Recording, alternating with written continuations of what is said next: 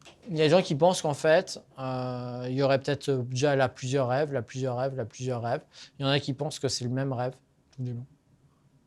Ça, on n'en sait rien. Parce qu'à chaque fois, et l'investigation qui avait été faite au départ, c'est de réveiller les gens. Donc quand vous réveillez les gens, vous cassez les choses. Et donc après, quand les gens s'endorment, on n'est pas sûr qu'ils auraient fait la même chose si on ne les avait pas réveillés. Notre horloge en elle-même, elle a un calage qui est d'environ 24h30. On dit souvent 25 heures, mais le chiffre le plus juste, ça serait aux alentours des 24h30. Ce qui fait que tous les jours, elle se décale un peu.